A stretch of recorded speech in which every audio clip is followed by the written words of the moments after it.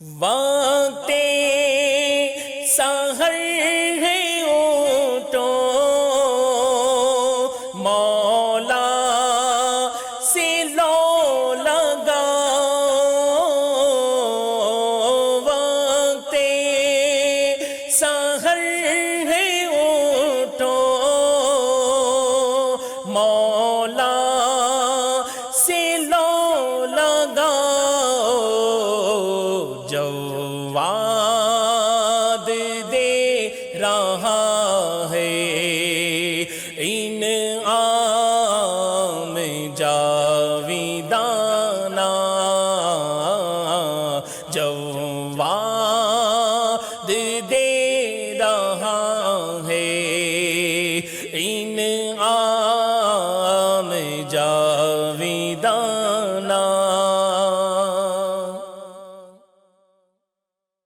الحمدللہ رب العالمین والصلاة والسلام علی سید الانبیاء والمرسلین، جزا اللہ عنا سیدنا و مولانا محمد ما ہوا اہل۔ لاکھوں کروڑ ہا کروڑ درود و سلام سرور کائنات فخر موجودات محمد مصطفیٰ احمد مجتبیٰ خاتم النبیین صلی اللہ تعالیٰ علیہ وآلہ وسلم کی ذات پر انوار۔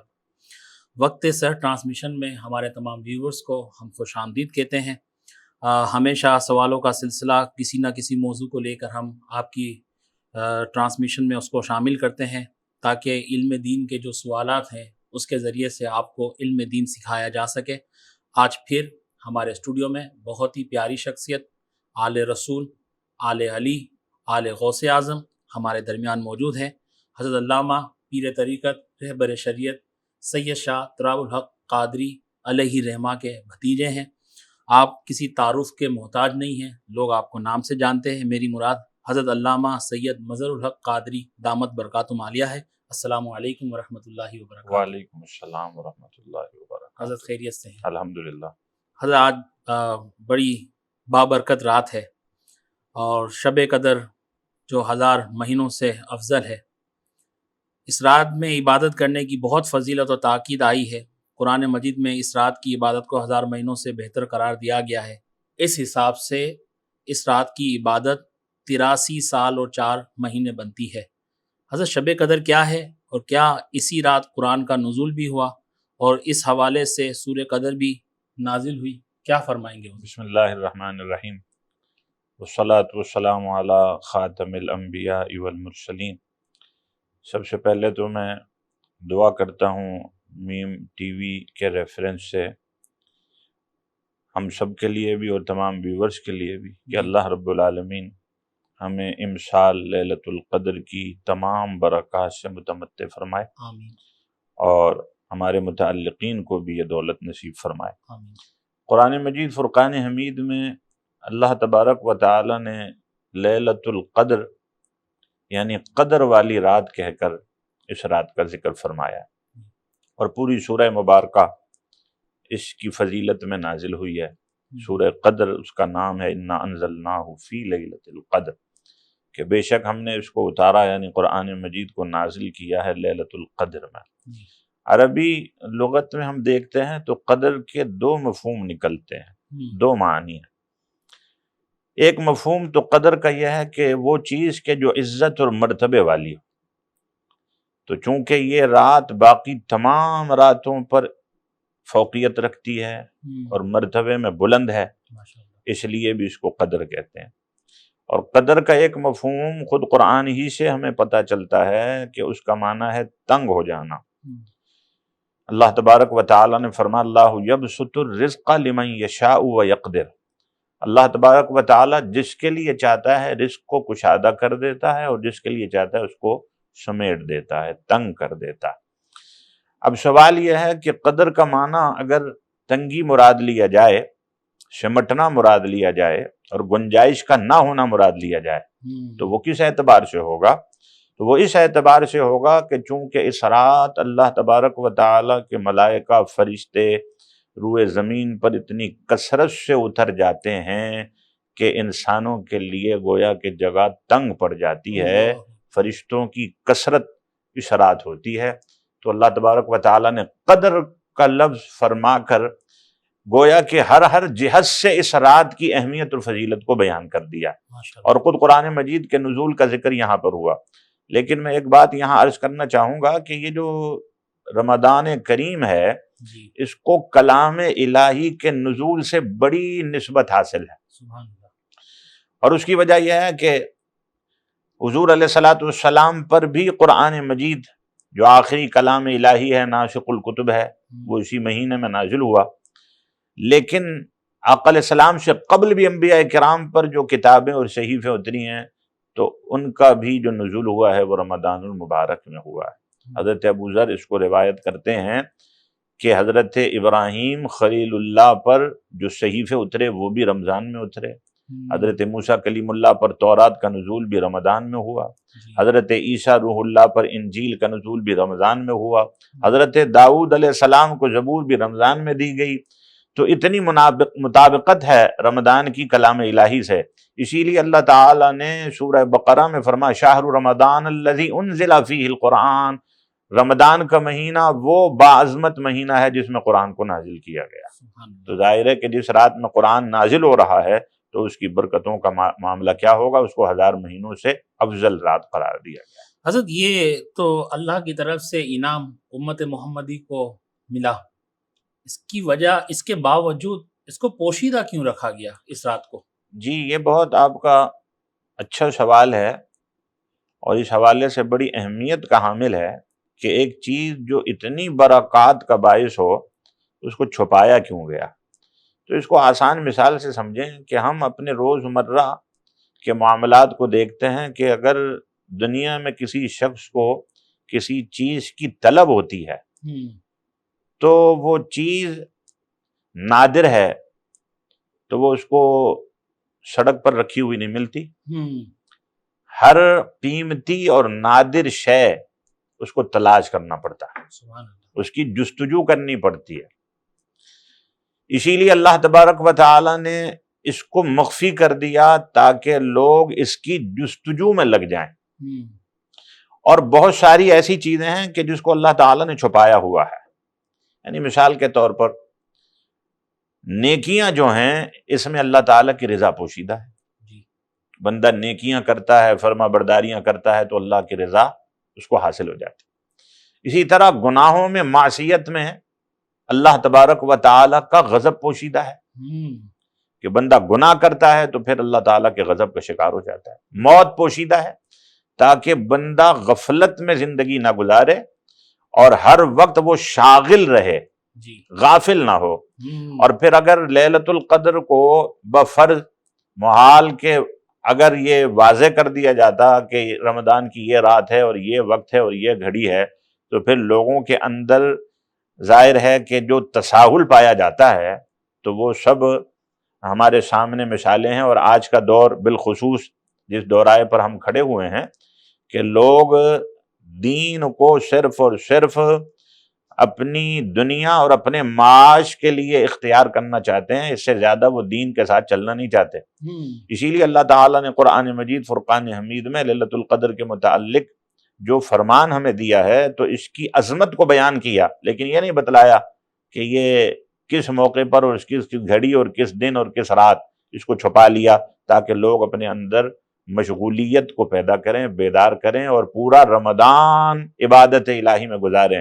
اور یہ حقیقت ہے کہ جو پورا سال مشغول ہو کر زندگی گزارتا ہے لیلۃ القدر کی برکتیں بھی اسی کو حاصل ہوتی ہیں۔ ماشاءاللہ حضرت، بہت بہت شکریہ، آپ نے بڑا تفصیلی جواب دیا۔ اللہ تبارک و تعالیٰ آپ کے توسل سے جو علم دین ہم سیکھ رہے ہیں اس کو ہمارے ذہنوں میں اور دل میں محفوظ فرمائے اور اس کو سن کے قبول کر کے اس میں عمل کرنے کی توفیق عطا فرمائے۔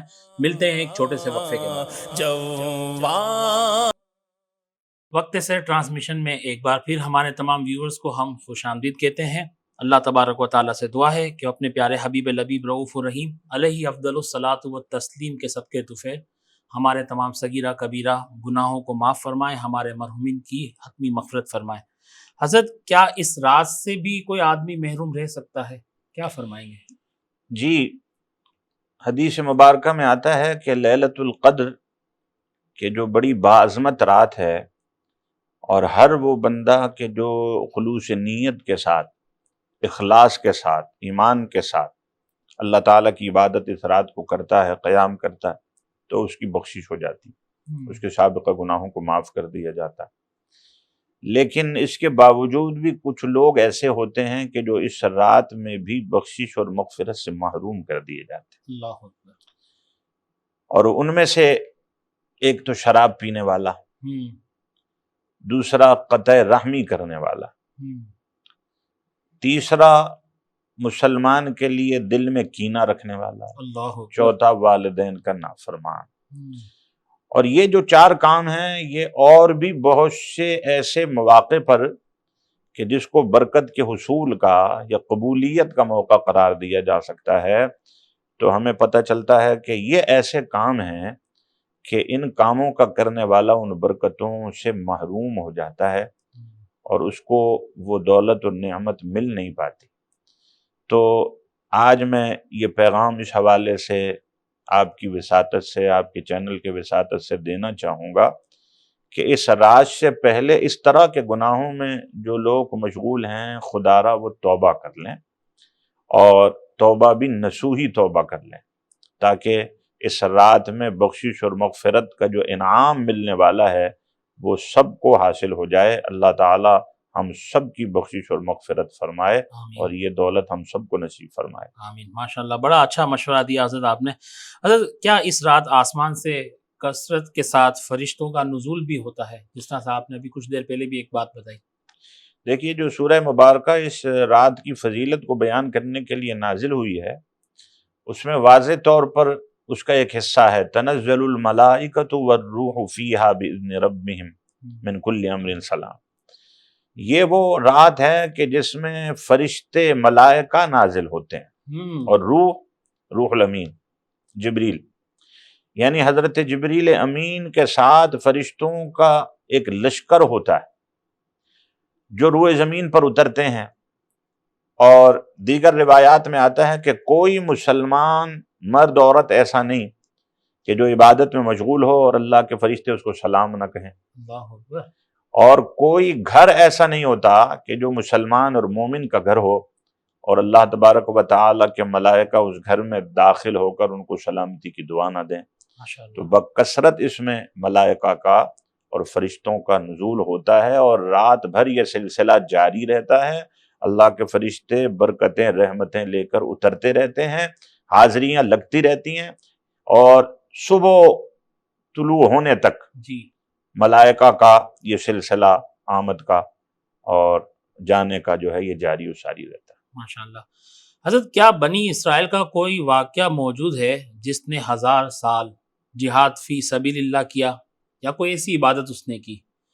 اس کو حدیث کی روشنی میں آپ کس طرح سے بیان فرمائیں گے؟ جی، حدیث مبارکہ میں آتا ہے کہ حضور علیہ السلام نے بنی اسرائیل کے ایک شخص کی عبادت اور اس کی ریاضت کا ذکر اپنے صحابہ رضوان اللہ تعالی مجمعین کے سامنے کیا، اور اس کا نام شمعون آتا ہے۔ حضور صلی اللہ علیہ وسلم نے فرمایا کہ یہ وہ شخص تھا کہ جس نے 1000 برس تک راتوں کو عبادت کی، دن میں روزے رکھے اور جہاد فی سبیل اللہ کیا۔ اللہ اکبر۔ تو جب صحابہ کرام نے یہ سنا تو آپ کا یہ فرمان سن کر حضور کے صحابہ بڑے متعجب ہوئے، اور انہیں ظاہر ہے کہ اس امت میں جو عمروں کا تناسب ہے وہ سابقہ امتوں سے بہت کم ہے۔ تو انہوں نے اس بات کو جب سنا تو غور و فکر کیا کہ 1000 برس تک عبادت کرنے والا، ہماری تو عمر بھی اتنی نہیں ہوگی، تو ہم نیکیوں کی کمائی میں تو بہت پیچھے رہ جائیں گے۔ تو انہیں اس پر تعجب ہوا، اور انہوں نے پھر عرض کی کہ پھر حضور ہماری نیکیوں کا کیا حال ہوگا، اس لیے کہ ہماری تو عمر بھی اس امت کی اتنی زیادہ نہیں ہوگی۔ تو پھر اس پر اللہ تبارک و تعالی نے لیلۃ القدر میں اعلان کر دیا کہ اللہ تعالی نے محبوب مکرم صلی اللہ علیہ وسلم پر جو قرآن اتارا ہے اس میں یہ بھی نوید ہے ان کے ذریعے سے کہ اللہ تمہیں ایسی رات عطا فرما رہا ہے جو 1000 مہینوں سے بڑھ کر ہے، یعنی شمعون کی 1000 برس کی عبادت کو اللہ تعالیٰ نے ایک لیلۃ القدر میں تمہارے لیے پوشیدہ اور مضمر کر دیا ہے۔ جو لیلۃ القدر کی تلاش میں لگ جائے تو ظاہر ہے کہ اس کی عبادت کا اجر و ثواب 1000 برس کی عبادت کے برابر اس کو ملے گا۔ ماشاءاللہ، یعنی 83 برس اور 4 ماہ۔ 4 ماہ۔ ماشاءاللہ حضرت، یہ تو بڑی اچھی بات ہے اگر اس کو کوئی سمجھے۔ جی 83 ہاں، سال تو آدمی جیتا بھی نہیں ہے، جیسا آپ نے کہا کہ امت کی جو عمر ہے اوسطاً وہ کم ہے، فی زمانہ جو ہم دیکھ بھی رہے ہیں کہ لوگوں کے ہارٹ اٹیک سے ینگ جنریشن کے بھی انتقال ہو رہے ہیں اور بہت سارے معاملات بھی ہیں۔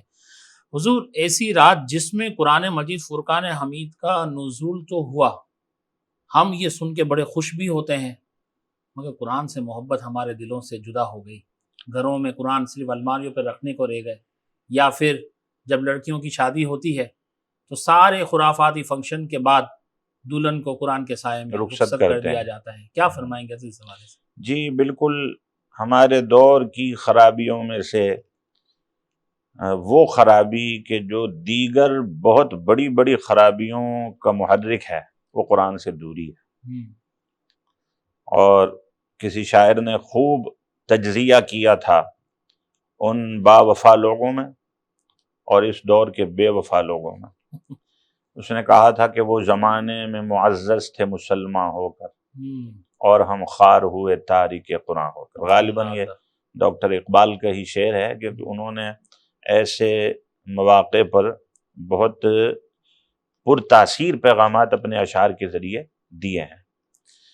قرآن مجید فرقان حمید سے دوری ہی کا تو نتیجہ ہے کہ جو آج امت اختلاف اور انتشار کا شکار ہے۔ جی، اگر قرآن سے جڑے ہوئے ہوتے تو پھر آج ذہنیتیں اس طرح پراگندہ نہ ہوتی۔ آج ہمارے دور میں جو دیکھ رہے ہیں کہ ہم ناسبیت اور تبذیلیت اور خارجیت اور رافضیت کا رونا بکثرت رو رہے ہیں، جی، اور ہر آدمی یہ سمجھتا ہے کہ میری جو رائے ہے وہی درست ہے۔ اور آپ غور و فکر اگر کریں، بلکہ میں اس حوالے سے دعوت فکر دیتا ہوں کہ سوشل میڈیا ایک بہت بڑا ذریعہ ہے آج کے دور میں ایسے نظریات کو پروموٹ کرنے کا۔ بڑے بڑے نامور قسم کے لوگ اس میلے میں، اس میدان میں آپ کو نظر آتے ہیں۔ جی، لیکن میں نے جو ذاتی طور پر اندازہ لگایا تو وہ یہ تھا کہ اس قسم کے اختلافی معاملات کو ہوا دینے والے اور گڑے مردے اکھاڑ کر اپنی دکانیں چمکانے والے، وہ اپنی ساری گفتگو میں قرآن مجید کی آیت کو دلیل کہیں نہیں بناتے۔ وہ حضور علیہ الصلوۃ والسلام کی احادیث صحیحہ کو لوگوں کے سامنے بیان نہیں کرتے، یعنی محض لفاظی۔ اور پھر سننے والے بھی ظاہر ہے ہمارا تو مزاج شخصیت پرستی کی طرف زیادہ راغب ہو چکا ہے۔ جی، قرآن مجید میں اللہ تعالیٰ خود فرماتا ہے ان ھذا القرآن یہدی للتی ہی اقوم۔ قرآن مجید کی جو ہدایت ہے، جو ہدایت قرآن سے ملتی ہے، وہی سب سے پختہ اور مضبوط ہدایت ہے۔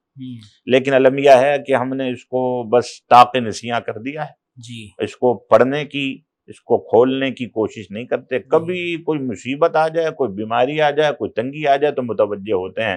اگر ہمارا یہ ٹرینڈ ختم ہو جائے تو پھر ہم اسی دور میں چلے جائیں گے کہ ایک کمانے والا اور صبح ڈیوٹی پر، نوکری پر، ملازمت پر جانے سے پہلے قرآن کی تلاوت کر کر جانے والا سبحان اللہ، روزی لاتا تھا تو اس کی برکتیں ہوتی تھی، پورا کنبہ سیر ہو کر کھاتا تھا۔ اور آج ہم بحرانوں کا شکار ہو گئے ہیں، قرآن سے دوری کا نتیجہ۔ بلکہ جو منافق لوگوں نے، کفار نے جو قرآن جلائے، اس کے باوجود بھی ہمارا دل یہ نہ ہوا کہ ہم نے شہر میں قرآن مجید سے محبت کی ہی عوض میں ہم نے کوئی ایسا پروگرام طے کیا ہوتا اور سڑکوں پہ بیٹھ کے ہی قرآن کی تلاوت کی ہوتی، مگر ہمارا ایمان کے سویا پڑا ہے۔ ملتے ہیں ایک چھوٹے سے وقفے کے۔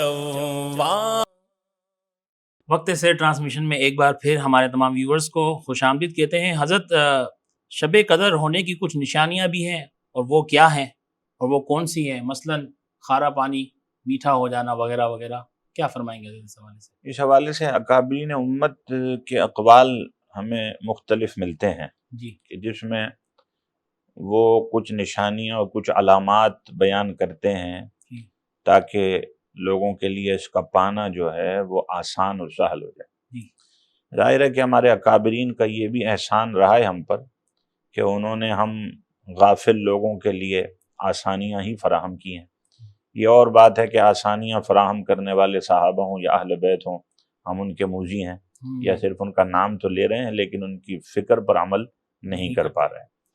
تو انہوں نے جو نشانیاں بتلائی ہیں اس میں سے یہ بھی ہے کہ جی اس رات جو ہے وہ موسم بالکل معتدل ہوتا ہے، اچھا، یعنی نہ سردی نہ گرمی، اور نہ گرمی، اور اللہ تبارک و تعالیٰ کی طرف سے آسمان پر رحمت کے وہ انوار ہوتے ہیں کہ جب بندہ نگاہ اٹھا کر آسمان کو دیکھتا ہے تو اس کی نگاہوں کو ایک ٹھنڈک سی میسر آتی ہے، سکون ملتا ہے۔ اور اللہ تعالیٰ کی طرف سے چونکہ یہ رات 1000 مہینوں سے افضل قرار دی گئی ہے، اس میں عبادت کرنے کا ذوق اور شوق پیدا ہو جاتا ہے۔ یہ ایک علامت اور نشانی ہوتی ہے کہ بندہ جب اس رات کھڑا ہوتا ہے اللہ کے حضور میں تو اس کی کیفیت منفرد ہو جاتی ہے۔ تو یہ علامات جو ہے اپنے تجربات سے بزرگوں نے بیان کی ہیں۔ جی حضرت، اس رات کو کیسے گزارا جائے، اس حوالے سے بھی کچھ روشنی فرما دیں۔ جی بالکل، سب سے پہلے تو ہمیں یہ دیکھنا چاہیے کہ ہمیں زندگی کیسے گزارنی ہے۔ جی، اللہ تعالیٰ نے ہمیں پیدا کیا، ہمارا خالق اور مالک اور رازق، وہ فرماتا ہے وما خلقت الجن والانس الا لیعبدون، ہم نے جنوں اور انسانوں کو اپنی عبادت کے لیے پیدا کیا، لیکن وہ یہ بھی جانتا ہے کہ بندوں میں سارے ہی مشغول تو نہیں ہیں عبادت میں، غافل بہت زیادہ ہیں۔ تو ایسے مواقع اللہ تعالیٰ نے ہمیں عطا فرما دیے تاکہ ان مواقع سے فائدہ اٹھا لیا جائے اور سابقہ نقصانات کی تلافی کے لیے توبہ وغیرہ کے استغفار کے ذریعے اور اس سے مناجات کرنے کے ذریعے کوئی بندوبست کر لیا جائے۔ تو ہمیں تو رمضان مبارک ہی پورا اس انداز سے گزارنے کا سلیقہ بتلایا گیا ہے کہ ہم اپنے نفس کو مغلوب کرنے کے لیے روزہ رکھیں، رات کو قیام کریں، قرآن مجید کی تلاوت تراویح میں، یہ 2 مستقل عبادات ہیں رمضان مبارک کی، تاکہ اس کی برکتیں ہمیں میسر آئیں، اور پھر آخری طاق راتوں میں لیلۃ القدر کو تلاش کریں۔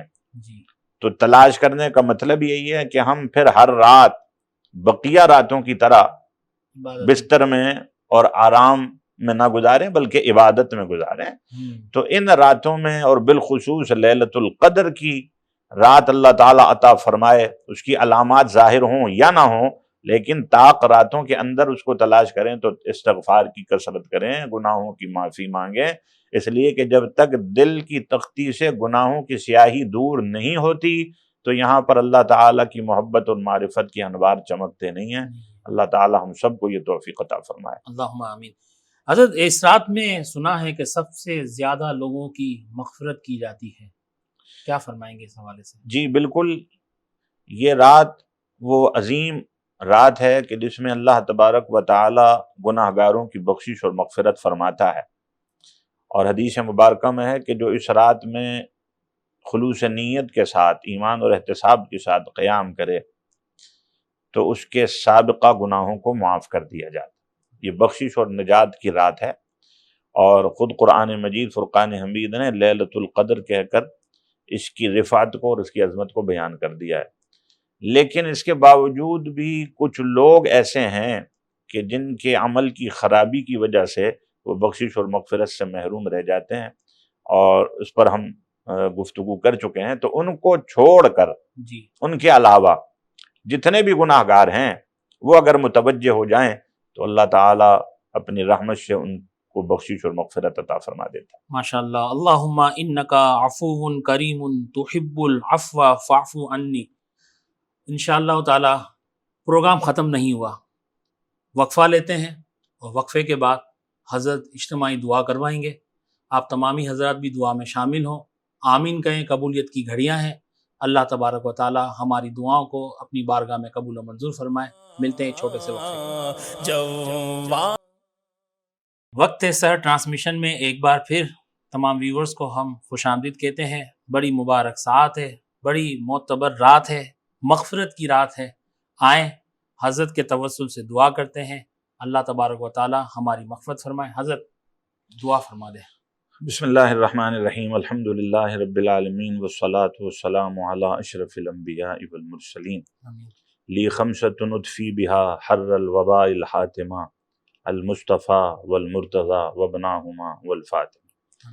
مولا کریم، تیرے عاجز بندے آج کی اس شب تیرے دربار میں ہاتھ پھیلائے، جھولی پسارے، تو اس سے رحمت اور فضل کو طلب کرتے ہیں، میرے اللہ سب کی جھولیوں کو اپنی رحمت اور فضل سے پر فرما دے، ہمارے گناہوں کو معاف فرما دے۔ بتقاضۂ بشریت انسانی کمزوریوں کی وجہ سے آج تک تیرے حقوق میں، تیرے بندوں کے حقوق میں جو کوتاہیاں ہوئیں، مولا اپنی رحمت سے ہمیں معاف فرما دے۔